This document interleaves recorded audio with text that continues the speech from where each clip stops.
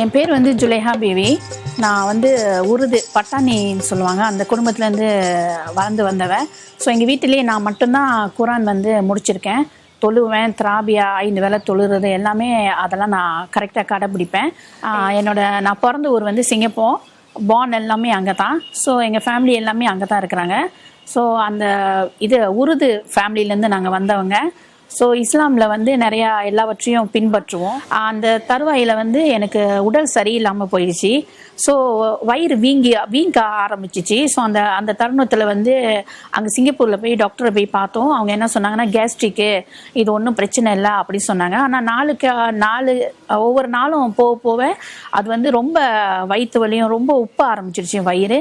So அந்த தருவாயில் எங்கள் அப்பா பேர் இப்ராஹிம் ஷா. அவங்க என்ன சொன்னாங்கன்னா, சரி இந்தியாவுக்கு போய் பார்ப்போம், அங்கே போய் அந்த மெடிக்கல் டாக்டரை போய் பார்ப்போம்னு சொன்னாங்க. ஸோ அந்த மாதிரி நாங்கள் வந்து தஞ்சாவூருக்கு வந்தோம். தஞ்சாவூரில் டாக்டர் கணேசனை பார்த்தப்ப அவர் வந்து எனக்கு சும்மா ட்ரிப்பு மட்டும் ஏற்றிட்டு எங்கள் ரிலேட்டிவ்கிட்ட சொல்லிட்டாரு, இவங்க பொழைக்க மாட்டாங்க, இவங்க 2 மாதம் தான் உயிரோடு இருப்பாங்க, இவங்களை வச்சு நீங்கள் பார்த்துக்கங்க அப்படின்னு சொல்லிட்டாங்க. இதை எங்கள் ரிலேட்டிவ் மூலிமா நான் கேள்விப்பட்டேன். ஸோ அங்கே சித்தப்பா ஒருத்தர் இருக்காரு, பாஷான்னு, அவர் மூலிமா நரேந்திரன் ஒரு டாக்டர் தஞ்சாவூரில் இருக்கிறாரு, அவரை கூட்டிகிட்டு நாங்கள் போனோம். அவர் என்ன சொல்கிறாங்கன்னா, ஸ்கோப் போட்டுட்டு இது குடல் அடைப்பு, காலையிலக்குள்ளே நீ ஆப்ரேஷன் போகணுமா, இது வந்து இல்லாட்டி வயிறு வெடிச்சிரும், அந்த தருவாயில் இருக்குன்னு. பிகாஸ் நான் அந்த தருவாயில் ஒரு ஆட்டோவில் உட்காந்து ஒரு சாதாரண அதிர்வை கூட என் வயிறு தாங்க முடியாது, எதுவுமே சாப்பிட முடியாது, சாப்பிடவும் முடியாது, மோஷன் போகவும் முடியாது, லைக் பிளாக்கேஜ் ஸ்டமக் மாதிரி இருந்துச்சு. ஸோ அந்த தருவாயில் டாக்டர் என்ன சொன்னாங்கன்னா, அவர் ஃபேமஸ் டாக்டராக இருக்கிறதுனால ஆப்ரேஷன் பண்ணுற மாதிரி இருந்தால் இருங்க, இல்லாட்டி என் பேர் கெட்டுருன்னு சொன்னார்.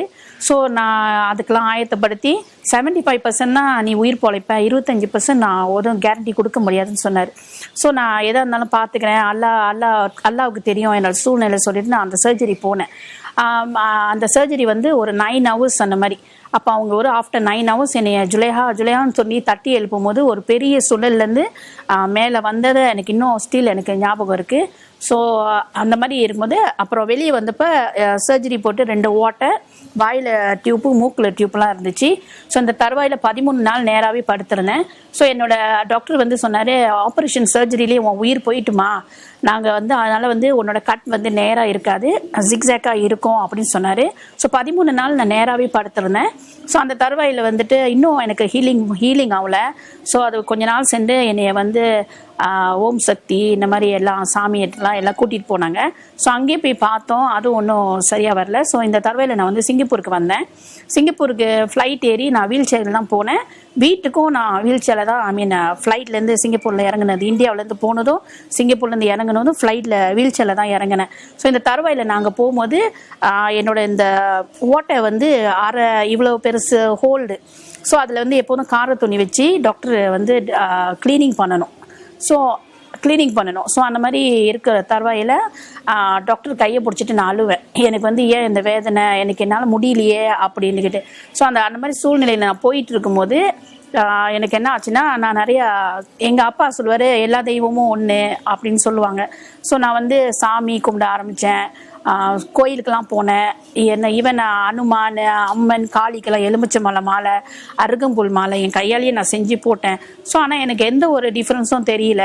ஸோ எப்படியாவது நம்ம வாழணும்ல, ஏன்னா என் 3 பிள்ளைங்களும் சின்ன பிள்ளைங்க, அவங்களுக்காவது நான் உயிர் வாழணும் அப்படின்னு நினச்சேன். நான் ஈவன் தற்கொலைக்கெல்லாம் பண்ண போயிருக்கேன். பட் வந்து இஸ்லாம்லேயும் சொல்லுவாங்க, தற்கொலை பண்ணிட்டா நீ நரகத்துக்கு போவேன்னு. அதனால் நான் வந்து அதை அவாய்ட் பண்ண பார்த்தேன். ஸோ இப்படியே நாள் போயிட்டு இருந்துச்சு. ஸோ அந்த தருவாயில் என்ன செஞ்சிட்டாங்கன்னா, ஏன்னா இந்த பாதிக்கப்பட்டது வந்து செய்வனால தான் எனக்கு தெரிஞ்சுக்கிட்டேன். பிகாஸ் நான் கும்பகோணத்தில் ஓம் சக்தி போய் பார்க்கும்போது இந்த செய்வனால தான் உனக்கு முத்தி போச்சு, அவங்களும் அதான் சொன்னாங்க, ரொம்ப நாள் நீ உயிரோடு இருக்க மாட்டாமா அப்படின்னு சொன்னாங்க. பணத்தை குளிப்பாட்டுற மாதிரி குளிப்பாட்டி என்னோட துணியெல்லாம் எடுத்து போட்டாங்க இங்கே இருக்கும்போது. ஸோ இதெல்லாம் நான் திருப்பியும் சிங்கப்பூர் போனோன்னே எனக்கு ஹீலிங் கிடையில. ஸோ அதனால் நான் எங்கே பார்த்தாலும் போகிறேன். சிங்கப்பூரில் பார்த்தீங்கன்னா புத்திஸு, சைனீஸ் டெம்பிள்லாம் இருக்குது. ஸோ அவங்கள்ட்டையும் போய் ப்ரே பண்ணிவிட்டு, சீன டெம்பிளுக்கு போனீங்கன்னா ஒரு தாளை எரித்து கிளாஸில் தண்ணியில் போட்டு அதை குடிக்க சொல்லுவாங்க. புத்தர் கோயிலுக்கு போய் பத்தி கொளுத்தி வச்சு ப்ரே பண்ண சொல்லுவாங்க. இதெல்லாம் நான் செஞ்சேன், எப்படியாவது ஹீலிங் பண்ணணும். ஏன்னா 3 பிள்ளைங்க இருக்குது, 2 ஆண் 1 பொண்ணு. ஸோ அந்த பொண்ணை எப்படியாவது கரை சேர்க்கணும், எப்படியாவது உயிர் வாழணும் அந்த பிள்ளைங்களுக்காக வேண்டியாவது சொல்லிட்டு நான் இந்த மாதிரி செஞ்சுட்டு இருந்தேன். ஈவன் மலாய் கரவுன்னு சொல்லுவாங்க, அவங்க முஸ்லீம்ஸு, சிங்கப்பூரில் அவங்க கிட்ட போனேன். அவங்க என்னென்னா தாயத்து கொடுப்பாங்க. அந்த தாயத்து வந்து அது ஒருத்தர் போனப்போ அந்த தாயத்து பாத்ரூம் போயிட்டு வந்தோன்னா அது பவர் போயிட்டுன்னு சொன்னார். திருப்பியும் நான் போய் அதை தாயத்தை வாங்கினேன். ஸோ அதுக்கெலாம் நிறைய நான் செலவு பண்ணியிருக்கேன்.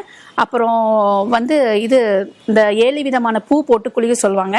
அப்புறம் நைட்டில் சாம்பிராணி கட்டிட்டு குளிப்பாட்டிட்டு அந்த துணியை குளிக்க சொல்லியிருக்காங்க. இப்படி நிறையா ஐ மீன் எப்படி மீள்றது, எப்படி ஹீலிங் காவனி நிறையா திங்ஸ் நான் பண்ணியிருக்கேன். ஸோ அந்த சூழ்நிலையில் நான் போயிட்டு இருக்கும்போது எங்கள் அப்பாவுக்கும் வந்து என்ன செஞ்சிட்டாங்கன்னா செய்வனை செஞ்சு எங்கள் ஃபேமிலியில் யாருக்கும் செய்வனை ஐ மீன் டங் கேன்சர் கிடையாது. கேன்சரே எங்கள் ஃபேமிலியில் கிடையாது. ஸோ அந்த தடவையில் எங்கள் அப்பாவுக்கும் கேன்சரை பண்ணி எங்கள் அப்பாவும் 1 வருஷம் தான் இருந்தார், இறந்துட்டார். ஏன்னா செய்வனன்னு நான் வெளியே போகிறதா நான் சீக்காவும் முதல்ல எங்கள் அப்பா ஒருத்தர் மட்டும்தான் என்னை தட்டி கொடுத்து நான் உயிரோடு இருக்க வரைக்கும் கவலைப்படாதம்மா அப்படின்னு சொல்லி என்னை தேட்டிட்டு இருந்தார். ஸோ அவர் இறந்த பிறகு எனக்கு உலகமே இருண்ட மாதிரி ஆயிடுச்சு. இனிமேல் நம்ம என்ன செய்ய போகிறோம், இருந்த காசு பணம் போயிடுச்சே, பிள்ளைங்களும் சின்ன பிள்ளைங்களா இருக்காங்க. ஸோ என்னோட வாழ்க்கை இப்படி தான், நான் சம்பாரிச்சு எல்லாத்தையும் கொடுத்துட்டு இருக்கிறதா, நான் இதுலேருந்து சேவ் பண்ண யாருமே இல்லையா, நம்ம ஜெனரேஷன் முஸ்லீம்ஸும் அல்லாஹ் எங்கே இருக்கிறாரு, அவர் உண்மையிலே இருக்கிறாரா இல்லையா, இப்படி எனக்கு பல தாட்ஸ் வந்துச்சு. அந்த தருவையில் தான் சிங்கப்பூரில் எம்ஆர்டின்னு கேள்விப்பட்டிருக்கீங்க. அந்த எம்ஆர்டியில் போகும்போது ஆர்சியிலேருந்து ஒருத்தவங்க ரட்சிக்கப்பட்டவங்க வந்திருந்தாங்க.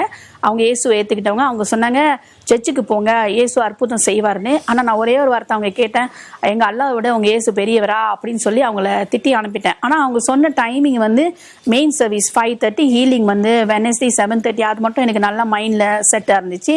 ஸோ அவங்க ஃபோன் அடித்து கேட்பாங்க எப்படிமா இருக்குது அப்படின்னு. நான் அவங்கள அவாய்ட் பண்ணுறதுக்காக வேண்டி நான் தண்ணி ஓதி குடிச்சிட்ருக்கேன், மலாய்க்காரங்கள்ட்ட தண்ணி ஓதி குடிச்சிட்டு இருக்கேன், ப்ரே பண்ணிக்கிட்டு இருக்கேன் அப்படி சொன்னால் நான் அந்த மாதிரி எதுவுமே பண்ணலை.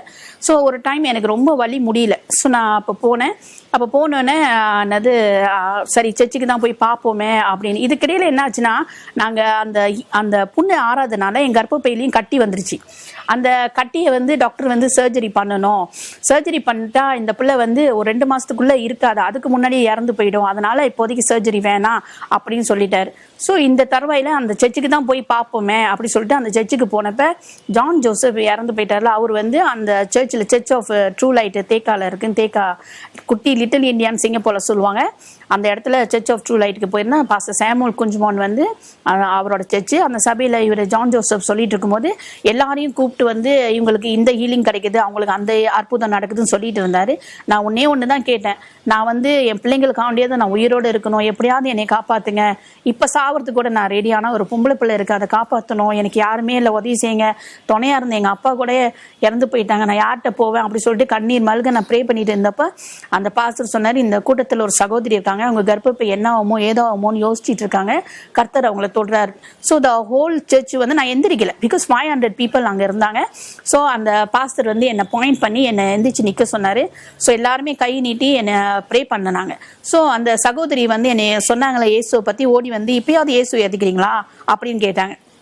அப்போ நான் அவங்கள்ட்ட சொன்னேன், நான் 3 விஷயம் அவங்கள்ட்ட கேட்டிருந்தேன். ஒன்று ஹீலிங், ஒன்று மறு ஜீவன், இன்னொன்று வந்து யார் என்ன பில்லிஸ் செஞ்சாலும் அது படிக்கக்கூடாது, இந்த 3ஐயும் அவங்க இயேசு செஞ்சுட்டா நான் ஏற்றுக்கிறேன் அப்படி சொல்லிட்டு சவால் விட்டுருந்தேன்.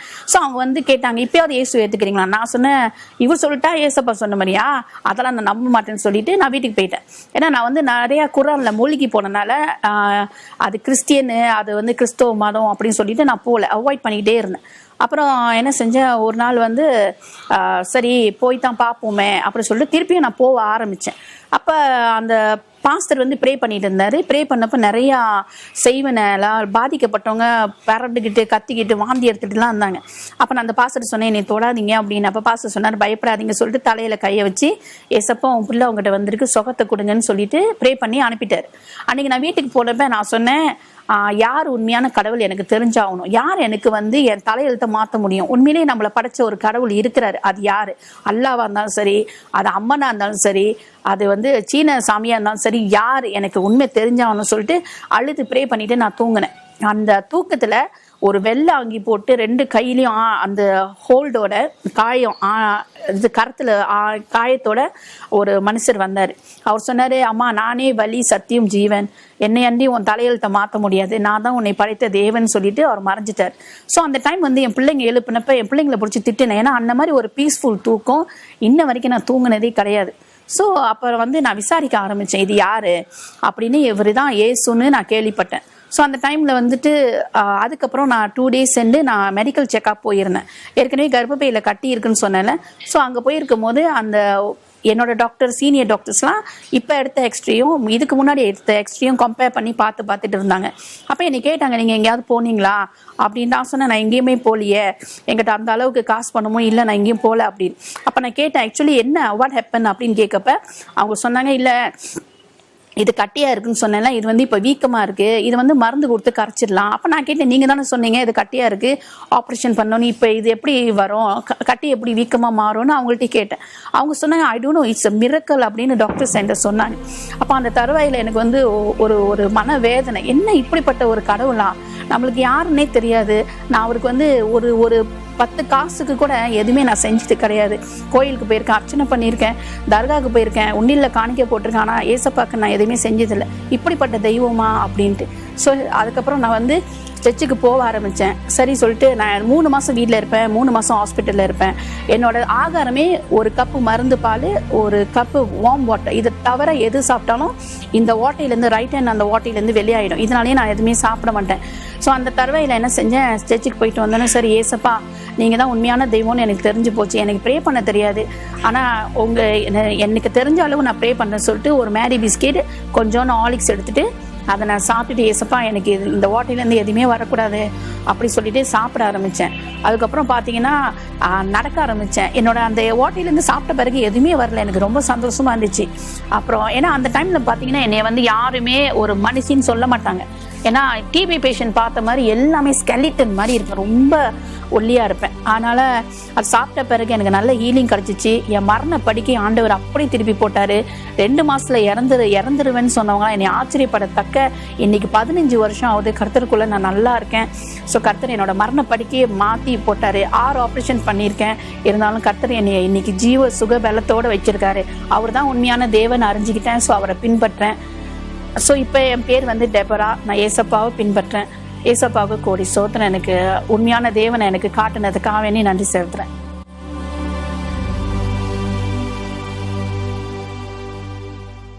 நீங்க எங்க YD மீடியா யூடியூப் சேனல்ல ஃபர்ஸ்ட் டைம் விசிட் பண்ணீங்கன்னா சப்ஸ்கிரைப் பட்டன் பிரஸ் பண்ணுங்க. நாங்க அப்லோட் பண்ற வீடியோஸ் உடனுக்குடன் பார்க்க வேண்டும் என்றால் கூட இருக்க பெல் பட்டனை பிரஸ் பண்ணுங்க. God bless you all.